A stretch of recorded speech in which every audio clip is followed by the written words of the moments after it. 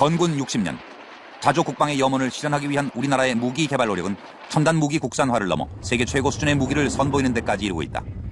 21세기 전장의 주역으로 떠오르고 있는 대한민국 첨단 무기의 오늘을 통해 대한민국 국방력의 미래를 가늠해본다.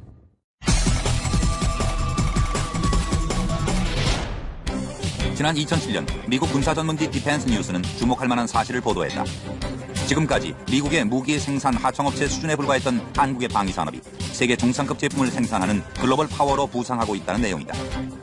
잡지는 대표적 사례로 한국의 방산업체들이 2007년 무기 구매 사업 수주전에서 전 세계의 쟁쟁한 방산업체들을 따돌리고 KT-1 응비훈련기와 XK-2 탱크를 수출 및 기술 이전하기로 계약한 것을 꼽았다. 이를 증명하듯 지난해 우리나라는 약 5천억 원의 방산물자 수출 실적을 올리며 세계 방산업계 시장에 주목을 받고 있다. 우리나라의 무기 수준을 보면 사실 우리가 이번 국군의 날이 건군 60주년이라고 그러는데 현재는 우리가 필요로 하는 60만 대군이 필요로 하는 대부분의 무기를 우리 손으로 만든 무기를 가지고 무장하고 또 싸우고 있고, 그러면서 산업적으로 보면 과거에는 단순한 하나의 산업이라고 볼 수 있었는데 지금은 국가 안보 전략 산업일 뿐만이 아니고 그리고 산업 경제의 중요한 산업으로 전략 산업으로 발전하고 있고, 특히 이제 우리나라 같은 경우 최근에는 수출 산업의 효자로서 역할을 하고 있는 그런 산업 분야로 발전하고 있습니다.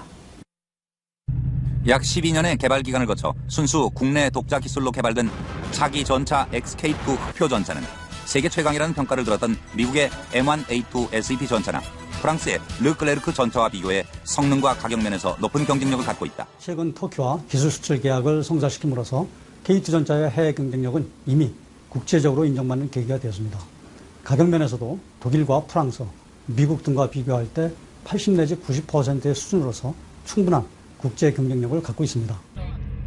일명 흑표 전차라 불리는 XK-2 전차는 현존하는 기술로 방어가 불가능한 가장 강력한 대전차 수단이라는 찬사를 들을 만큼 첨단 무기 기술의 집결체라 할 수 있다.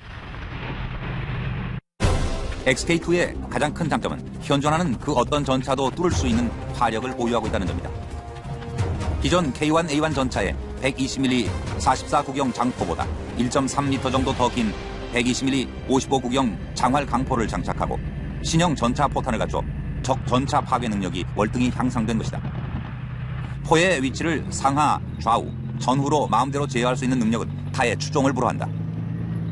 울퉁불퉁한 구릉지에서도 시속 50km 이상의 고속 주행이 가능하며 제자리에서 회전할 수도 있다. 특히 4.1m 깊이의 물속에서 가동하다가 물 밖으로 나오는 순간 곧바로 전투 방식으로 전환할 수 있는 능력도 갖췄다. K2 전차는 미래 네트워크 기반에 의한 전쟁에 대비하기 위해서 디지털 기술을 기반으로 먼저 보고 먼저 결심해서 먼저 타격할 수 있도록 피하 식별 장치와 정보 감시 체계를 추가했고, 특히 시파와와 연계된 전술 정보 처리 및 능동 방어 체계는 중국 등 주변국 전차와 비교해도 동등하거나 우월하여 세계 최강의 전차입니다. 세계 최고의 전차 흑표는 하루아침에 완성된 기적이 아니라 오랜 노력 끝에 겨우 이뤄낸 값진 성과다. 한국 전쟁 후 미국의 M47과 M48을 도입했었던 육군은 1980년대 초반 미국의 M1 전차를 토대로 설계한 K1 전차를 국내 생산하면서 국산 전차의 꿈을 꾸기 시작했다. 하지만 K1으로는 한국적 산업 지형을 소화할 수 없었다. 95년 국방과학연구소가 국산 전차 개발에 돌입했지만 새 전차를 만드는 과업은 쉽지 않았다. K1 전차를 개발할 당시에 80년대 후반 이렇게 볼 수 있는데 90년대 초 그 당시까지 우리나라가 전차를 개발하는 경험이 없기 때문에 또 기술자가 없었기 때문에 이제 외국의 기술자와 여러 가지 그 개발 시스템에 의존해서 개발을 했습니다. 그러다 보니까 그 외국의 기술자들이 우리나라의 그 지형 특성, 특히 그 산악이나 하천이나 이와 같은 지형 특성을 제대로 이해하지 못했고, 또 우리나라의 여러 가지 전술적인 환경이나 그 무기 운용 환경에 익숙하지 못해서 여러 가지 그 우리 환경과 우리 지형에 좀 미흡한 그런 전차를 개발하는 어려움이 있었습니다. 갖은 노력 끝에 우리나라의 지형과 환경에 딱 맞도록 탄생한 토종 전차 XK-2는 이렇게 대한민국을 넘어 세계를 향해 힘찬 전진을 하고 있다.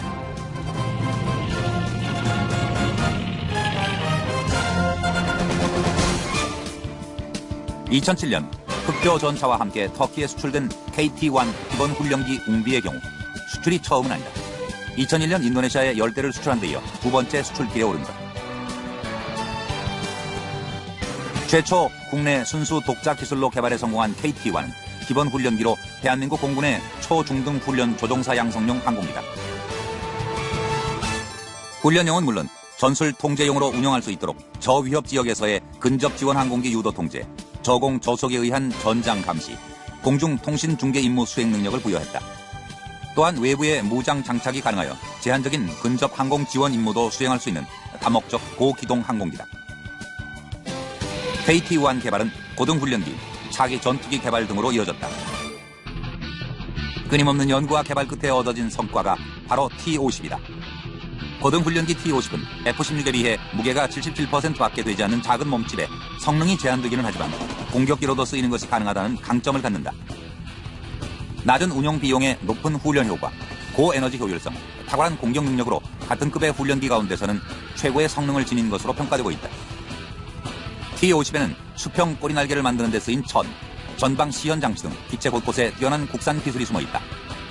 또한 첨단 장비로 생존성을 증대하고 다목적 레이더, 위성 및 관항법 장치, 피하 식별 장치, 통합 OFP 컴퓨터 등의 장착으로 IT 강국의 위용을 과시했다.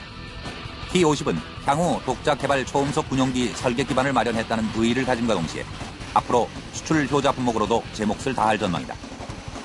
성공적으로 개발함으로써 전 세계가 한국의 항공기술 내지는 그 능력을 높이 평가하고 한국을 어떤 경쟁자로서 인지시키는 하나의 계기가 되었다고 봅니다. 이러한 그 경쟁력은 우리가 민수사업을 통해 가지고 여러 업체들이 한국이랑 같이 사업하기를 원하는 이런 그 긍정적인 효과를 얻었습니다.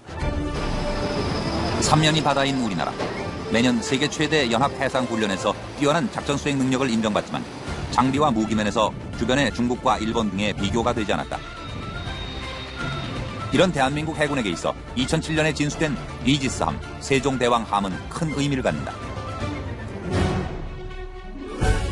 국민들의 큰 존경을 받는 인물인 세종대왕의 이름을 딴 세종대왕함. 해군, 방위사업청, 국방과학연구소, 각 기관이 모든 기술 역량을 결집하여 탑재 장비 종류의 76%를 국산화해 대내외적으로 우리 방산 기술력을 한 단계 높이는 계기로 주목받고 있다.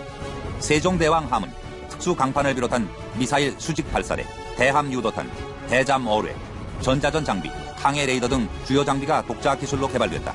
이지스 함정은 1980년대 미 해군이 개발해가지고 일본이 이지스 함정을 가졌고 우리 한국 해군이 세계에서 세 번째로 가졌는데 이 재원을 보시면 아시겠지만은 이 이지스 함정은 미 해군이나 일본 해군이 가지고 있는 함정보다도 더 크기가 크고 무기 체계도 강화가 되어 있습니다. 그리스 신화에 나오는 무적의 방패에서 이름을 딴 이지스함은 대함, 대공, 대잠 능력을 두루 겸비한 세계 최강 전투함으로 명성을 떨치고 있다. 1983년 미국이 세계 최초로 이지스 체계를 갖춘 순양함을 실전 배치한 이후 현재까지 일본, 스페인, 노르웨이 등이 자국의 해군력 강화를 위해 이지스함을 확보하고 있다.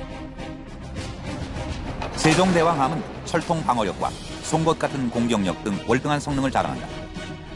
500km에서 접근하는 1000여 개의 표적을 탐지 추적해 20여 개의 표적을 동시에 공격할 수 있는 베이스라인 7.1, 1000km 거리의 탄도미사일을 추적할 수 있는 스파이 1B 레이더, 깊은 수심에서 접근하는 잠수함을 잡아내는 견인 소나 등 최신 이지스 체계가 탑재되어 있다. 이지스함이 우리 한국 해군에 있어서 갖는 일은 우리 한국 해군이 대양 해군을 지향하면서 전략 기동 함대가 독자 대공 방어망을 구상해야 되는데 이지스함이 그 역할을 충분히 수행할 수 있고 별도의 발사기에서 발사되는 세종대왕함의 가장 강력한 무기인 국산 함대지 크루즈 미사일 1000룡과 150km 거리에서 적 함정을 공격할 수 있는 함대함 유도탄 해성, 수십 킬로미터 밖에서 잠수함을 공격할 수 있는 대잠 어뢰 홍상어 등 토종 무기들이 탑재된 것도 의미 있게 받아들여진다. 해성은 7년간 1000억 원이 투입돼 개발된 순항미사일로 5000톤급, 7000톤급 구축함에 탑재돼 우리 군이 보유하고 있는 동종 무기인 하푼을 대체함으로써 상당한 수입 대체 효과가 기대되고 있다. 청상어는 잠수함이 아닌 함정이나 항공기에서 투하해 잠수함을 공격하는 경어뢰로 직접 음파를 쏘아 목표물을 탐지해 타격한다. 최고 속도는 45노트이며 두께 1.5m인 철판도 관통한다. 근접 방어 무기 체계로 최후의 방어 무기인 골키퍼탄 역시 국산 기술로 제작돼 세종대왕함에 탑재돼 있다. 골키퍼탄은 정확한 탄착점을 형성해 방어망을 뚫고 해수면 위를 저공 비행하는 미사일을 방어한다. 미사일의 유도와 통제를 맡는 컴퓨터인 시커뿐 아니라 미사일 전체에 대한 파괴가 가능하다. 해군에서 한국형 구축함 사업을 진행을 하면서 이제 채택됐던 것이 이제 30mm 골키퍼 탄약 시스템입니다. 근데 이제 포 자체는 해외에서 수입이 됐지만 이 포에 쓰이는 탄약 자체는 저희가 자체 기술로서 생산을 해서 이 자주 국방에 도움이 됐다는데 큰 의의가 있다고 볼 수가 있습니다. 지난 6월 실시된 육군 7포병여단의 포탄 사격 훈련, 강원도 철원의 문혜리 포병 사격장 일대에선 최첨단 자주포인 K9과 함께 130mm 다연장 로켓 구룡2가 불을 뿜고 있었다. 다연장 로켓 구룡의 역사는 지금으로부터 600여 년 전으로 거슬러 올라간다. 얼마 전 영화로 개봉돼 관심을 모은 로켓 추진 화살 신기전이 그것이다. 신기전은 서구 지역에선 찾아보기 힘들지만 대한민국 무기 개발 역사상 최초로 국내의 독자적 기술에 의해 탄생한 구룡의 모태로 평가될 수 있다. 발사기는 회전이 가능하며 총 36개의 포를 0.5초 간격으로 쏠 수 있는 로켓탄은 목표 지역을 중심 사방 1km의 범위에 떨어진다. 살상 범위는 축구장 1개 면적을 초토화할 수 있는 위력을 지녔다. 국내를 넘어 세계 방위산업 시장에서 높은 관심을 얻고 있는 K9 자주포 썬더. 제작사는 1000대 이상의 K55 생산 경험과 축적된 기술을 바탕으로 1999년 국방과학연구소와 함께 세계 최고 성능의 썬더를 개발해낸다. 가장 진보된 포병 무기 시스템 K9 자주포 썬더.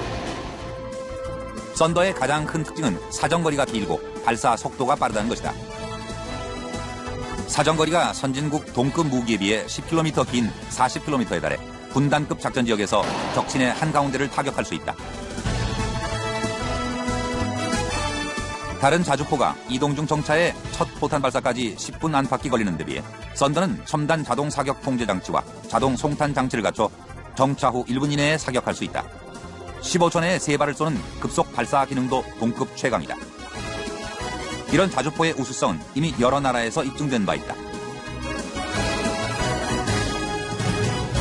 99년도에 K9 자주포를 제 독자 기술로 설계를 하고 개발해서 전력화를 한 이후에 이제 해외 수출을 시행을 하고 있습니다.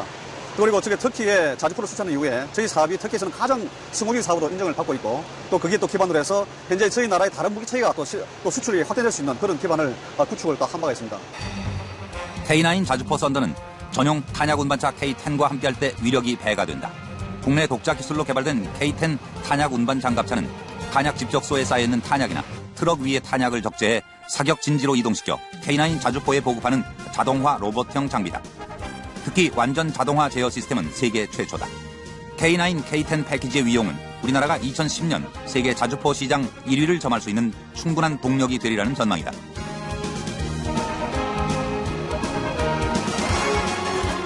저고도로 침투하는 항공기나 헬기를 격추할 능력을 갖춘 신궁 역시 우리 기술로 개발한 세계 최고의 공격무기다. 휴대용 대공 유도 무기인 신궁은 최대 마하 2.0의 속도로 날아가 적군 항공기 반경 1.5m 이내에서 폭발한다.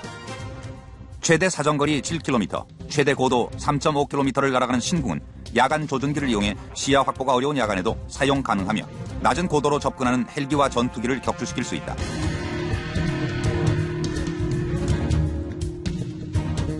대한민국은 전쟁 장비, 무기 외에 후방 지원과 운영 시스템 부문의 국산화 기술도 세계적인 수준에 이르고 있다. 특히 창정비 부문은 세계 최강의 공군력을 보유하고 있는 미군도 인정한 높은 기술력을 자랑한다. 창정비는 대수리 작업과 대조 작업을 포함한 세부적인 주기 점검을 가리키는데 우리나라는 유압 및 전장 부분 정비에 많은 기술과 노하우를 가지고 있다. Looking at A-10 behind me, one of the reasons that the U.S. government chooses to keep a lot of their aircraft maintenance and repair within Korea and the Pacific region is because of the quality workmanship and craftsmanship that we receive from all of our Korean industry partners. 일반적으로 항공산업의 발전 단계는 창정비, 라이센스 조립 및 부품 국산화, 독자 개발 및 국제 공동 개발 단계로 분류한다. 따라서 현재 우리나라의 높은 창정비 기술은 앞으로 공군의 전투력 향상으로 이어질 수 있을 것이다.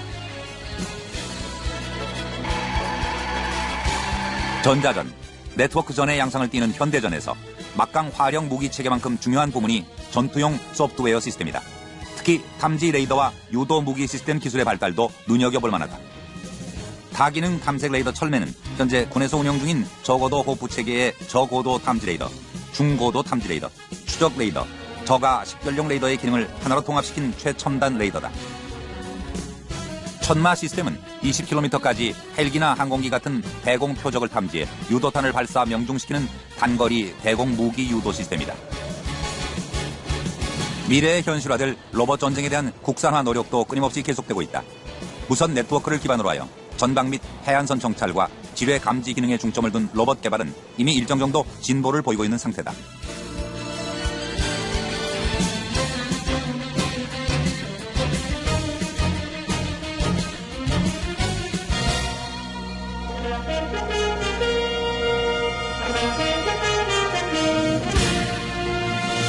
현대전에서 가장 중요한 것은 먼저 보고, 먼저 결심하고, 먼저 타격하는 무기 체계를 개발하는 것입니다. 우리 군도 이러한 미래전 형태에 적합한 무기를 개발하기 위해서 노력을 기울일 계획입니다. 대표적인 것이 이제 감시 전찰 분야가 있고요. 그 외에 지휘 통제, 정밀 타격, 정보 전자전, 신특수 무기 분야 등을 둘 수 있겠습니다. 우리 군의 목표는 2015년까지 국방과학 기술력 세계 8위권 진입을 목표로 하고 있는데요. 현재 우리 방산 무기들은 내수만으로는 한계점에 왔기 때문에 정보업체가 함께 수출에 온갖 힘을 쏟아야 될 상황입니다. 세계 8위권 국방과학 기술을 확보한다면 우리 수출에도 큰 도움이 될 것으로 전망이 됩니다. 그래서 앞으로 이제 사람의 또 병사들의 그 목숨이 귀중하고 또 그걸 아끼는 의미에서 많은 분야를 그 사람 대신에 무인화 장비 내지 무기로 대체해가고 발전시키는 그런 추세에 있습니다. 그래서 이제 무인화 전차나 여러 무인화 장비들 그리고 특히 이제 전투기까지도 무인화 추세가 가고 있는데 그 분야에 우리나라의 많은 기술자들과 또 산업체들이 많은 연구 개발을 지금 추진하고 있고.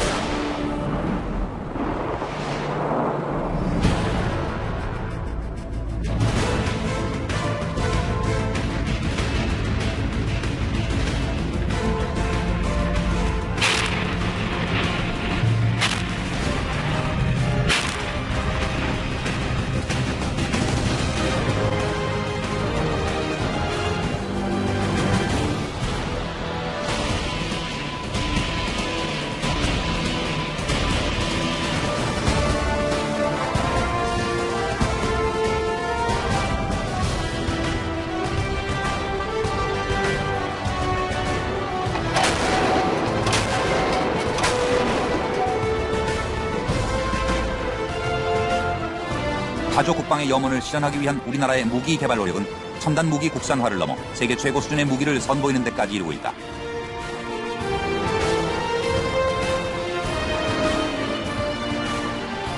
현대전에서 무기의 위력은 곧 전투력이다.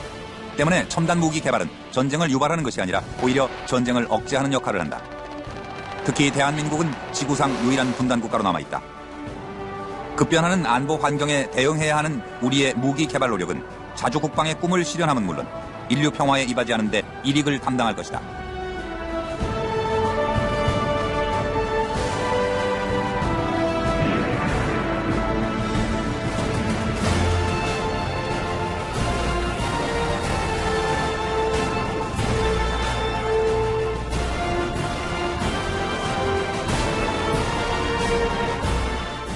근접 항공 지원 임무도 수행할 수 있는 다목적 고기동 항공기다. KT-1 개발은 고등훈련기, 차기 전투기 개발 등으로 이어졌다. 끊임없는 연구와 개발 끝에 얻어진 성과가 바로 T-50이다. 고등훈련기 T-50은 F-16에 비해 무게가 77%밖에 되지 않는 작은 몸집에 성능이 제한되기는 하지만 공격기로도 쓰이는 것이 가능하다는 강점을 갖는다. 낮은 운용 비용에 높은 훈련 효과, 고에너지 효율성, 탁월한 공격 능력으로 같은 급의 훈련기 가운데서는 최고의 성능을 지닌 것으로 평가되고 있다. T-50에는 수평 꼬리날개를 만드는 데 쓰인 천, 전방 시연 장치 등 기체 곳곳에 뛰어난 국산 기술이 숨어 있다.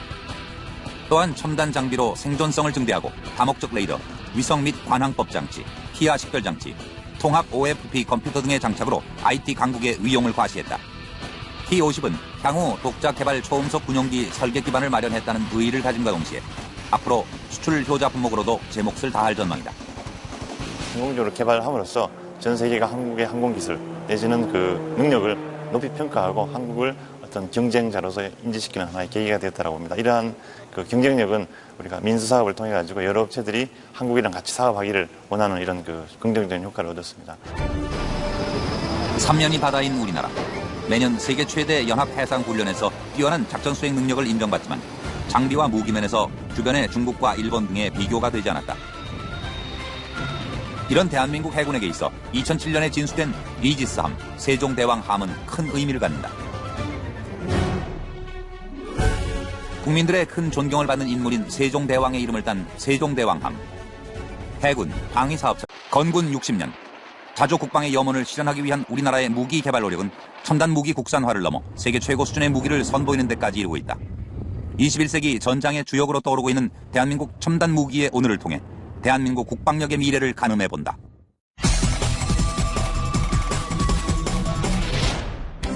지난 2007년 미국 군사전문지 디펜스 뉴스는 주목할 만한 사실을 보도했다. 지금까지 미국의 무기 생산 하청업체 수준에 불과했던 한국의 방위산업이 세계 중상급 제품을 생산하는 글로벌 파워로 부상하고 있다는 내용이다. 잡지는 대표적 사례로 한국의 방산업체들이 2007년 무기 구매 사업 수주전에서 전 세계의 쟁쟁한 방산업체들을 따돌리고 KT-1 응비훈련기와 XK-2 탱크를 수출 및 기술 이전하기로 계약한 것을 꼽았다. 이를 증명하듯 지난해 우리나라는 약 5천억 원의 방산물자 수출 실적을 올리며 세계 방산업계 시장에 주목을 받고 있다. 우리나라의 무기 수준을 보면 사실 우리가 이번 국군의 날이 건군 60주년이라고 그러는데 현재는 우리가 필요로 하는 60만 대군이 필요로 하는 대부분의 무기를 우리 손으로 만든 무기를 가지고 무장하고 또 싸우고 있고 그러면서 산업적으로 보면 과거에는 단순한 하나의 산업이라고 볼 수 있었는데 지금은 국가 안보 전략 산업일 뿐만이 아니고 그리고 산업 경제의 중요한 산업으로 전략 산업으로 발전하고 있고 특히 이제 우리나라 같은 경우 최근에는 수출 산업의 효자로서 역할을 하고 있는 그런 산업 분야로 발전하고 있습니다. 약 12년의 개발 기간을 거쳐 순수 국내 독자 기술로 개발된 차기 전차 XK-2 흑표 전차는 세계 최강이라는 평가를 들었던 미국의 M1A2 SEP 전차나 프랑스의 르클레르크 전차와 비교해 성능과 가격 면에서 높은 경쟁력을 갖고 있다. 최근 터키와 기술 수출 계약을 성사시킴으로써 국방과학연구소 각 기관이 모든 기술 역량을 결집하여 탑재 장비 종류의 76%를 국산화해 대내외적으로 우리 방산 기술력을 한 단계 높이는 계기로 주목받고 있다. 세종대왕함은 특수 강판을 비롯한 미사일 수직 발사대, 대함 유도탄, 대잠 어뢰, 전자전 장비, 항해 레이더 등 주요 장비가 독자 기술로 개발됐다. 이지스함정은 1980년대 미 해군이 개발해가지고 일본이 이지스함정을 가졌고 우리 한국 해군이 세계에서 세 번째로 가졌는데 이 재원을 보시면 아시겠지만은 이 이지스함정은 미 해군이나 일본 해군이 가지고 있는 함정보다도 더 크기가 크고 무기 체계도 강화가 되어 있습니다. 그리스 신화에 나오는 무적의 방패에서 이름을 딴 이지스함은 대함, 대공, 대잠 능력을 두루 겸비한 세계 최강 전투함으로 명성을 떨치고 있다. 1983년 미국이 세계 최초로 이지스 체계를 갖춘 순양함을 실전 배치한 이후 현재까지 일본, 스페인, 노르웨이 등이 자국의 해군력 강화를 위해 이지스함을 확보하고 있다. 세종대왕함은 철통 방어력과 송곳 같은 공격력 등 월등한 성능을 자랑한다. 500km에서 접근하는 천여 개의 표적을 탐지 추적해 20여 개의 표적을 동시에 공격할 수 있는 베이스라인 7.1, 1000km 거리의 탄도미사일을 추적할 수 있는 스파이 1D 레이더, 깊은 수심에서 접근하는 잠수함을 잡아내는 견인 소나 등 최신 이지스 체계가 탑재되어 있다. 이지스함이 우리 한국 해군에 있어서 갖는 일은 우리 한국 해군이 대양 해군을 지향하면서 전략 기동 함대가 독자 대공 방어망을 구상해야 되는데 이지스함이 그 역할을 충분히 수행할 수 있고 별도의 발사기에서 발사되는 세종대왕함의 가장 강력한 무기인 국산 함대지 크루즈 미사일 천룡과 150km 거리에서 적 함정을 KT 전차의 해외 경쟁력은 이미 국제적으로 인정받는 계기가 되었습니다. 가격 면에서도 독일과 프랑스, 미국 등과 비교할 때 80 내지 90%의 수준으로서 충분한 국제 경쟁력을 갖고 있습니다. 일명 흑표 전차라 불리는 XK-2 전차는 현존하는 기술로 방어가 불가능한 가장 강력한 대전차 수단이라는 찬사를 들을 만큼 첨단 무기 기술의 집결체라 할 수 있다. XK-2의 가장 큰 장점은 현존하는 그 어떤 전차도 뚫을 수 있는 화력을 보유하고 있다는 점이다. 기존 K1A1 전차의 120mm 44구경 장포보다 1.3m 정도 더 긴 120mm 55구경 장활 강포를 장착하고 신형 전차 포탄을 갖춰 적 전차 파괴 능력이 월등히 향상된 것이다. 포의 위치를 상하, 좌우, 전후로 마음대로 제어할 수 있는 능력은 타의 추종을 불허한다. 울퉁불퉁한 구릉지에서도 시속 50km 이상의 고속 주행이 가능하며 제자리에서 회전할 수도 있다. 특히 4.1m 깊이의 물속에서 가동하다가 물 밖으로 나오는 순간 곧바로 전투 방식으로 전환할 수 있는 능력도 갖췄다. K2 전차는 미래 네트워크 기반에 의한 전쟁에 대비하기 위해서 디지털 기술을 기반으로 먼저 보고 먼저 결심해서 먼저 타격할 수 있도록 피하 식별 장치와 정보 감시 체계를 추가했고, 특히 시파와와 연계된 전술 정보 처리 및 능동 방어 체계는 중국 등 주변국 전차와 비교해도 동등하거나 우월하여 세계 최강의 전차입니다. 세계 최고의 전차 흑표는 하루아침에 완성된 기적이 아니라 오랜 노력 끝에 겨우 이뤄낸 값진 성과다. 한국전쟁 후 미국의 M47과 M48을 도입했었던 육군은 1980년대 초반 미국의 M1 전차를 토대로 설계한 K1 전차를 국내 생산하면서 국산 전차의 꿈을 꾸기 시작했다. 하지만 K1으로는 한국적 산업 지형을 소화할 수 없었다. 95년 국방과학연구소가 국산 전차 개발에 돌입했지만 새 전차를 만드는 과업은 쉽지 않았다. K1 전차를 개발할 당시에 80년대 후반 이렇게 볼 수 있는데 90년대 초 그 당시까지 우리나라가 전차를 개발하는 경험이 없기 때문에 또 기술자가 없었기 때문에 이제 외국의 기술자와 여러 가지 그 개발 시스템에 의존해서 개발을 했습니다. 그러다 보니까 그 외국의 기술자들이 우리나라의 그 지형 특성, 특히 그 산악이나 하천이나 이와 같은 지형 특성을 제대로 이해하지 못했고, 또 우리나라의 여러 가지 전술적인 환경이나 그 무기 운용 환경에 익숙하지 못해서 여러 가지 그 우리 환경과 우리 지형에 좀 미흡한 그런 전차를 개발하는 그런 어려움이 있었습니다. 갖은 노력 끝에 우리나라의 지형과 환경에 딱 맞도록 탄생한 토종 전차 XK2는 이렇게 대한민국을 넘어 세계를 향해 힘찬 전진을 하고 있다.